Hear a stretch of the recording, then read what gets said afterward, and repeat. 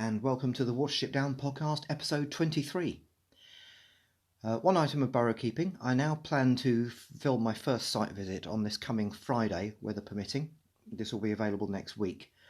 On another topic, returning to the lost paragraph, I've now found two places in the book where Bigwig calls Hazel Hazel-rah before the ending, where in an edition with the lost paragraph he does not. In the puffin edition, these occur on pages 225 at Nuthanger Farm and on page 374 on the River Test. Thank you to Amber Rizzi for helping me find that second example. This means that the manuscript that omits the lost paragraph was also edited in detail in order to ensure that Bigwig does use Hazel's title more than once before the end. This is a far more deliberate alteration of the text than the simple omission of the lost paragraph, and does basically mean that there are two different versions of the original story, where a simple missing paragraph would not merit such a description, perhaps.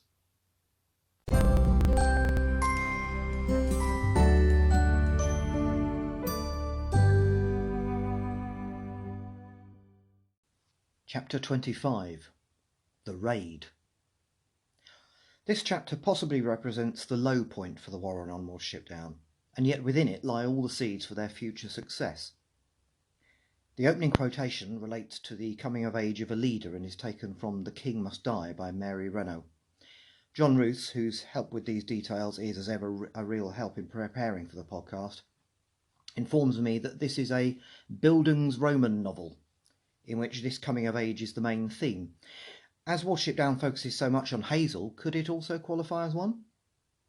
In any case, that decision to try to get some does, well, two, from Nuthanger Farm is solely down to Hazel, whether it is right or wrong. After their adventure at Nuthanger Farm, Hazel and Pipkin don't get back to the Warren until it is nearly dark. It is a rainy day, and Fiver instantly picks up on the fact that Hazel has been wet through.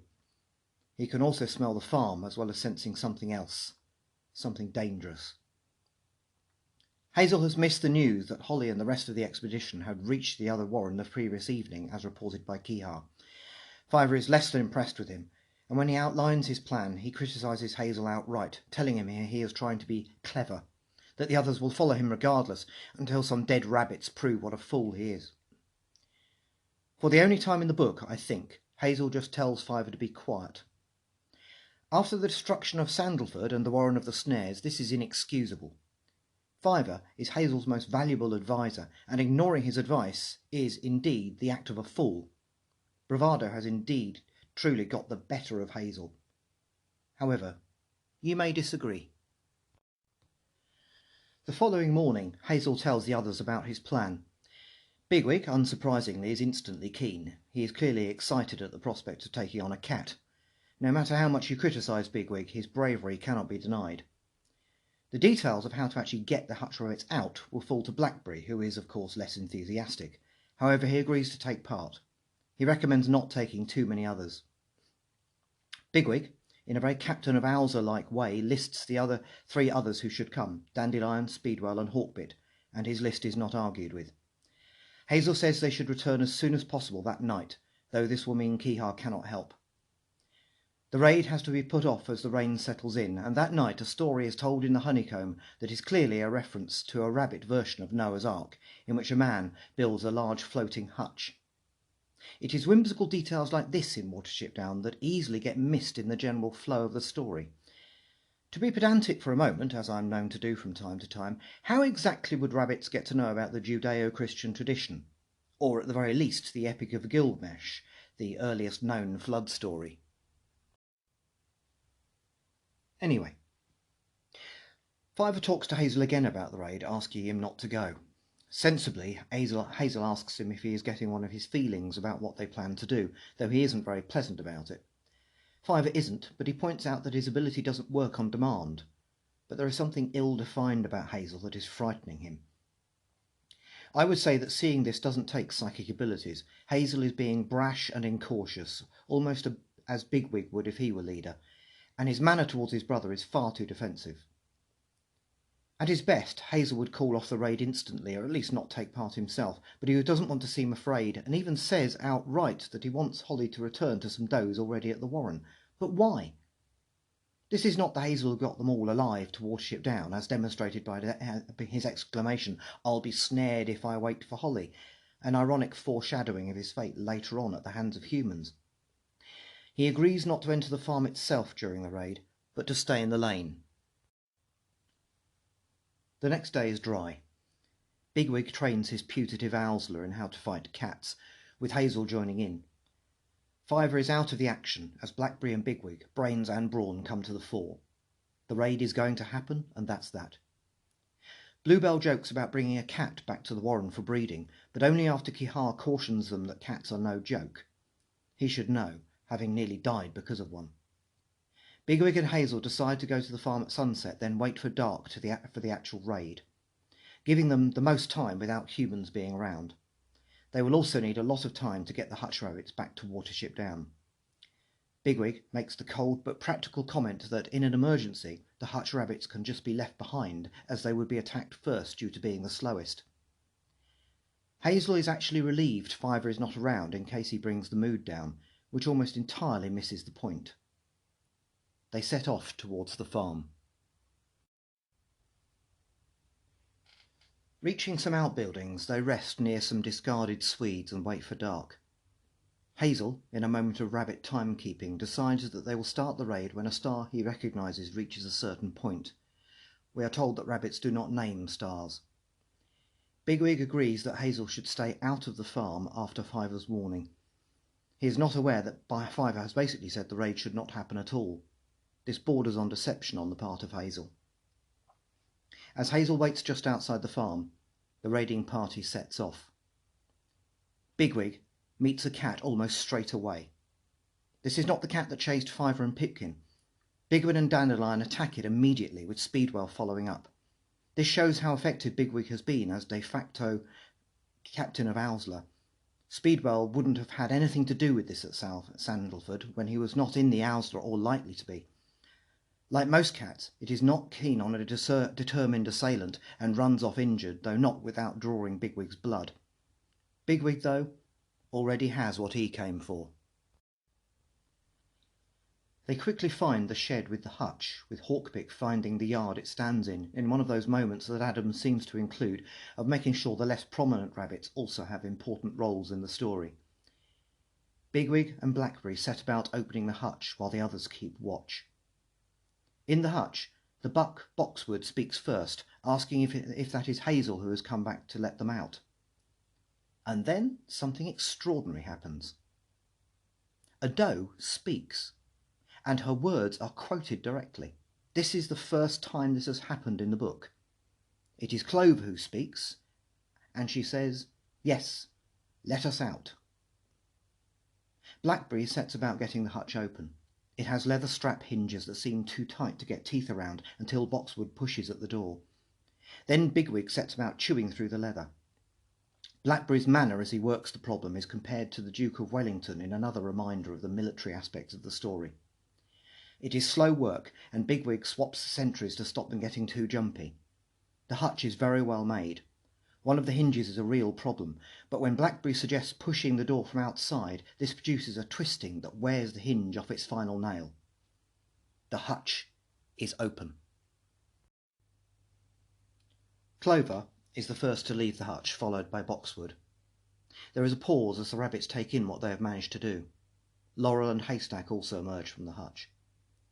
The buck Laurel asks where Hazel-rah is, and what a lane is, an indication of how little they know of the outside world. It becomes clear how difficult it is going to be to get them to understand what they need to do. Blackberry motivates them by telling Clover how tasty grass is at night, but they are scared of meeting the cats. The hutch rabbits seem to have no ability to plan ahead at all, unsurprising really, considering how they have lived their lives up to then. This is the point where Bigwig tries to motivate the hutch rabbits to join Hazel, and refers to him in two different ways, depending on the edition you read. In my puffin copy of the book that has the lost paragraph, he calls him Hazel, but in the Peter Capaldi audiobook, which isn't based on the puffin edition, he calls him Hazel-rah. Back to the story. In the yard outside, the cat is still watching them, though it won't attack. Boxwood and Clover seem to understand the urgency of the need to get away, but Laurel and Haystack are a lot slower. The cat begins to circle them. The group reaches the main farmyard, though this space is even more confusing for the hutch rabbits. The cat Hazel and Pipkin met also emerges. And then the dog, a black Labrador, wakes up. It sees the rabbits and begins to bark. Bigwig orders them all to run. Clover and Boxwood do, but the other two stay where they are. Bigwig orders Dandelion to leave them after he tries to get them moving. Reaching Hazel, there is a slightly tense conversation between him and Bigwig about the rabbits they left behind. Bigwig explains himself well, so Hazel gives some of the party the job of getting Clover and Boxwood back to Watership Down, while he and Dandelion will go and get the other two hutch rabbits. There is a tense moment during which Bigwig, who clearly thinks Hazel has got this very wrong, backs him up anyway, when Dandelion seems to hesitate. We get a rare glimpse of Bigwig's inner life as he realises there will be chaos if he doesn't, though he still mumbles about what Hazel has done. Joining Hazel, Dandelion finds him talking to Haystack. The dog has long stopped barking. Hazel is clearly very scared, but remains calm. Just as Hazel asks Dandelion to try to talk to Laurel, something strange starts to happen. An odd light becomes apparent. Looking at the cats, Dandelion realises to his horror that their eyes are glowing green. Dandelion sees that Hazel's eyes are glowing red. Then a humming sound starts to get louder. Adam's introduction of the car arriving at the farm with its headlights on is pure genius, as we experience it completely from a rabbit's point of view. As the blinding light of the hrududu transfixes the 4 Tharn rabbits, we hear the voices of humans for the first time in the book, written in a broad, rhotic Hampshire accent. We learn that the hutch rabbits belong to a girl called Lucy, and one of the men notices them straight away. Hearing human voices, Hazel snaps out of it and tells them all to close their eyes and run. Dandelion and Haystack do so, but the buck Laurel has to be left behind. They reach the space under a barn, then away from the farm and into the lane, which is still full of fumes from the hrududu. Haystack once again won't move. Hazel is pretty open about leaving her behind if she were a buck, but they need does. Then they smell cigarettes. The men are getting something from the car. Haystack says she doesn't want to go back to the hutch. She and Dandelion cross the lane into another ditch and start along it, waiting for Hazel to join them. As he does so, he is seen by the men, who have a torch. He moves past Haystack and Dandelion, but the ditch is blocked. The men are searching for them with the torch. Hazel creates a diversion so they can get away, running right past the men. They keep the torch on him, and he is shot. Hazel manages to drag himself into a land drain just in time to avoid being found. He would be going into shock at this point. The extended conversations of the men are a surprise at this point. We really get to hear about this incident from their point of view. Up to now, humans have been almost mythical figures of evil in the book, and now we truly learn the banality of that evil, to coin a phrase. Further on, and under cover, Bigwig prevents panic at the sound of the gunshot. Then Blackberry hears rabbits approaching. 2 rabbits only. They all wait for Hazel just in case. Then Bigwig and Dandelion go looking for him. They see blood and obviously get very close to where he is, but Hazel is unconscious and they can't see him.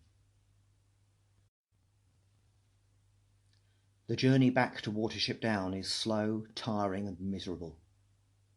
An advance party reaches the down at first light. Fiver comes to meet them and is told what has happened by Blackberry, but he already knows. As they approached, he saw a rabbit following them, limping and blood-soaked, and then it disappeared. Fiver goes to his burrow. Bigwig calls a meeting in the honeycomb, but Fiver is not there. The first 2 does of the warren, Clover and Haystack, as well as Boxwood the buck, have a miserable introduction to their new home. Later that morning, the party who went to the other warren return with no does. Of the 4 of them, only Silver is okay. We have truly reached a low point in the story.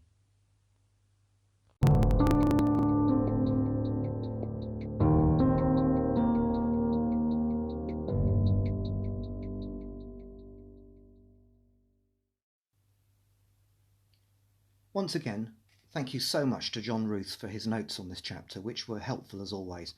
This podcast is not a one-man show, and I will make sure I credit anyone who contributes in any way. Next time, Fiver has a vision, and we learn about the other Warren.